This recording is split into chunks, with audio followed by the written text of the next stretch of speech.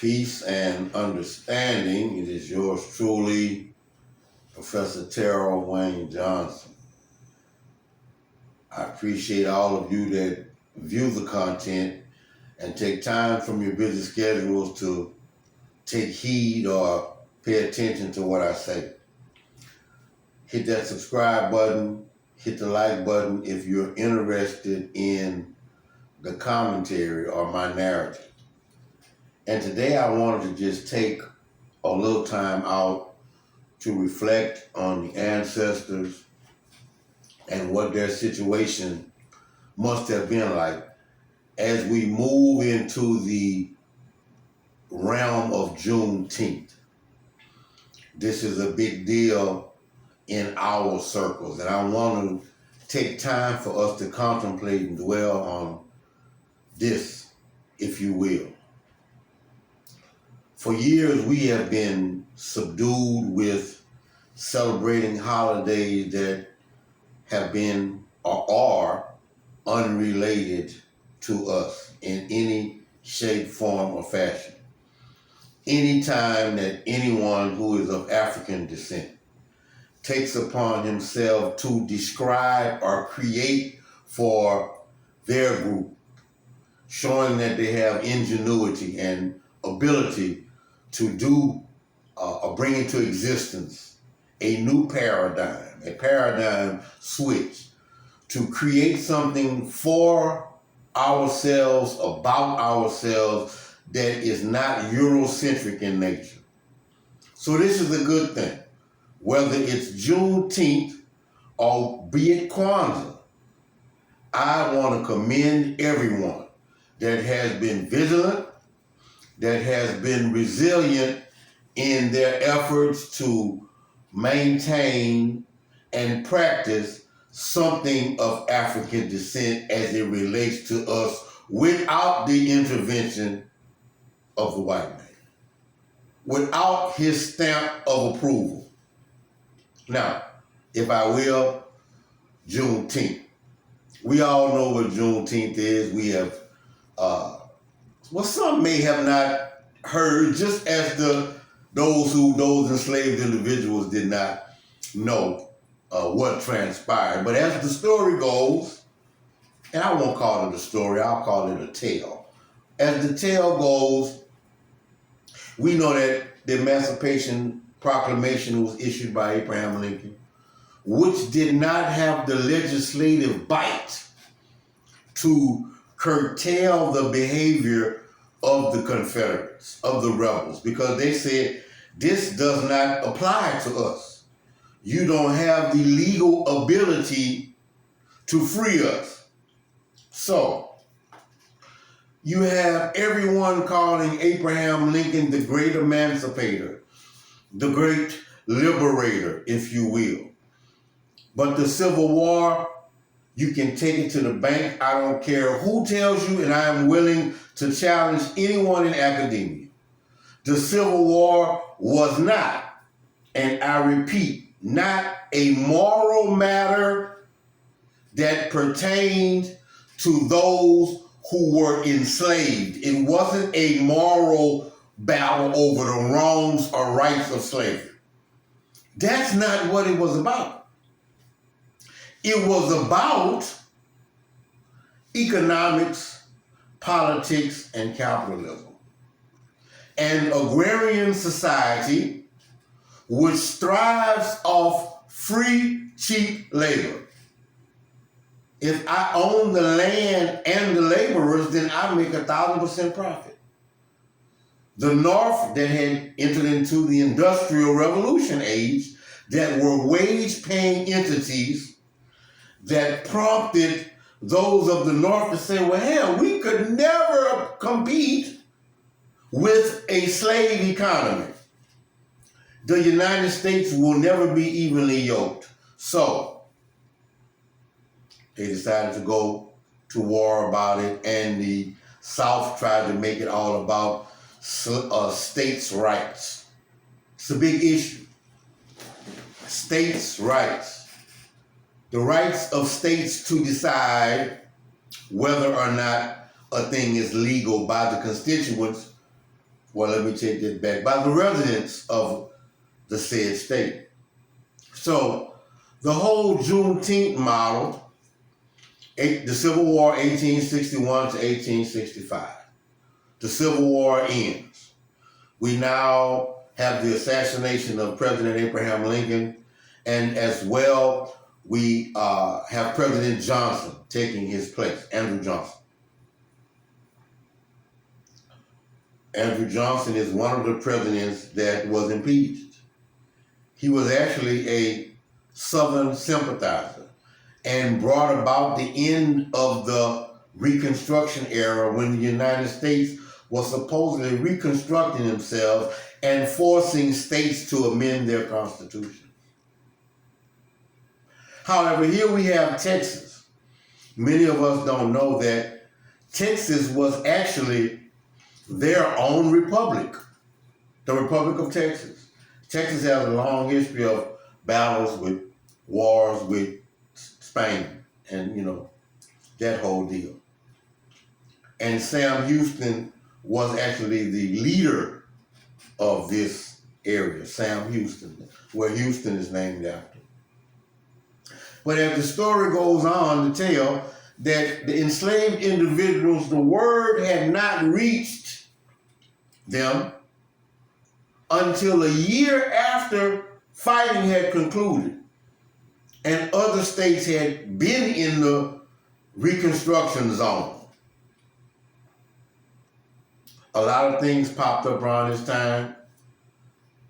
Creation of the Ku Klux Klan in Pulaski, Tennessee. A lot of people think that the Klan was started in Mississippi or even in Louisiana. However, the Klan has its genesis in Tennessee.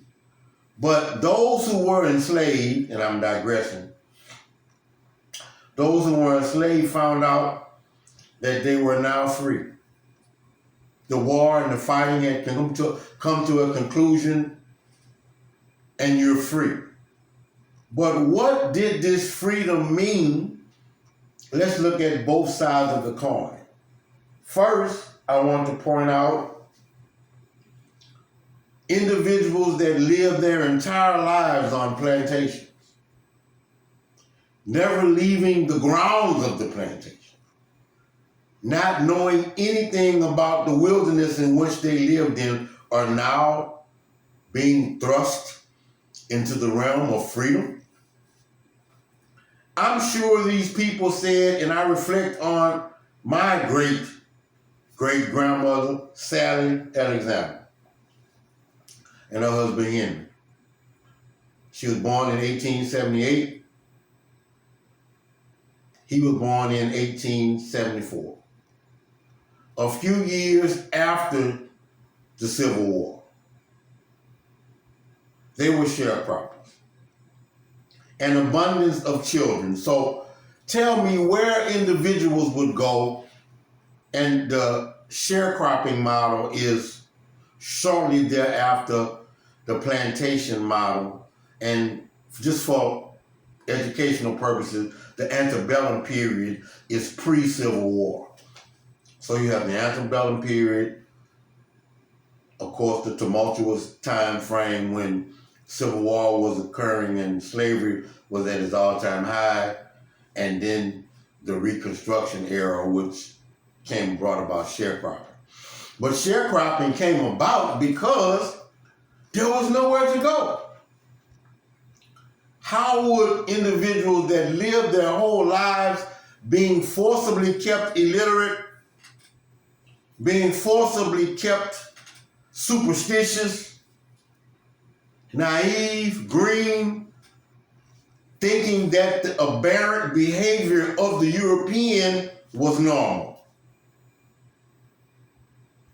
As I reflect on that, I think and say, man, that was a hell of a job to say, well, we don't have anywhere to go. I guess we will dig in deep and try to do it. You have an abundance of people in the late 1800s, early 1900s, that left and went north. The Great Northern Migration is that what they call it. And I personally have ancestors that I recently learned about that left the South, left New Orleans, and went to Chicago. Left New Orleans, South Louisiana, and went to California during this same time period. But they were fortunate. But those that were forced to remain here, that's what it was. So as we contemplate upon Juneteenth, think about it, pay homage to the ancestors. Pay homage to the trials and tribulations that they endured. Okay? Respect them, for we stand upon the backs of giants. We do. It's unfathomable to just stand in their shoes for 1 minute,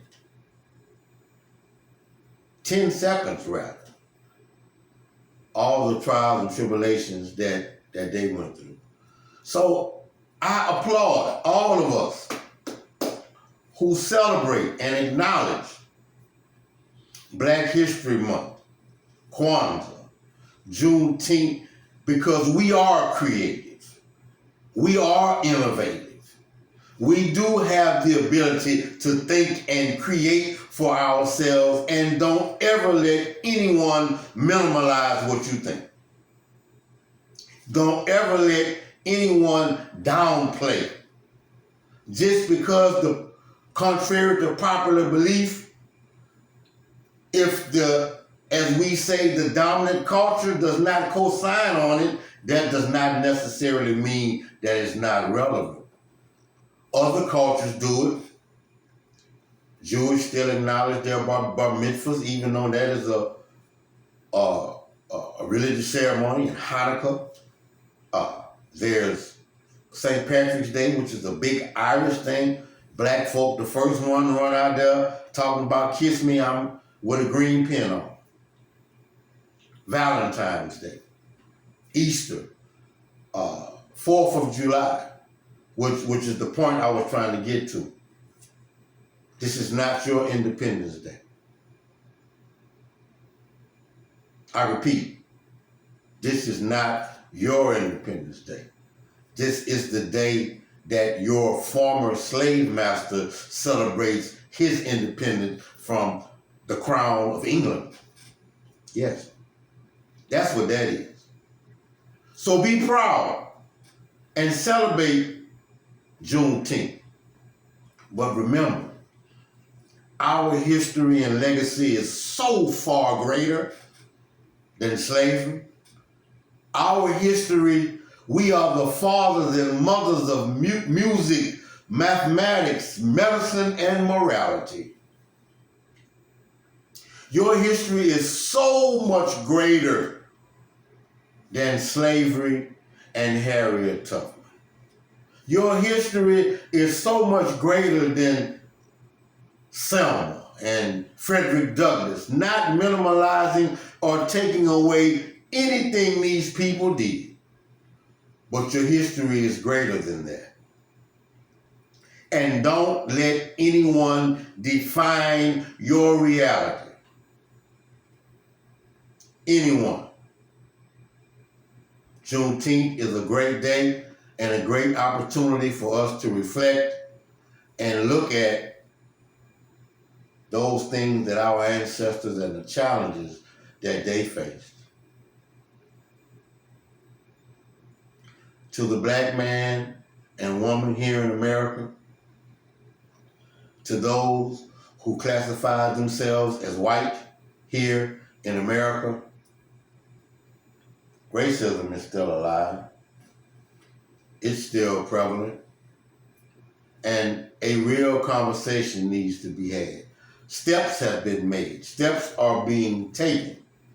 But it seems as though every time we take a certain amount of steps forward, we ultimately go in reverse. Brothers and sisters, never forget where you came from.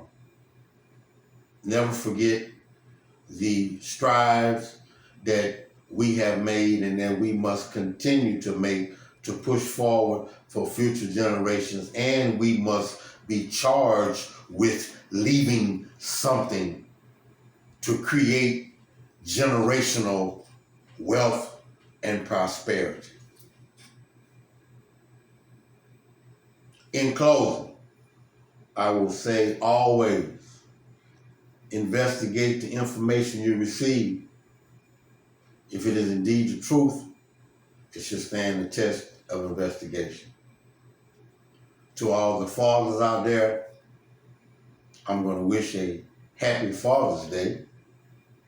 To those that are here and those that have transitioned, happy Father's Day. And again, question everything.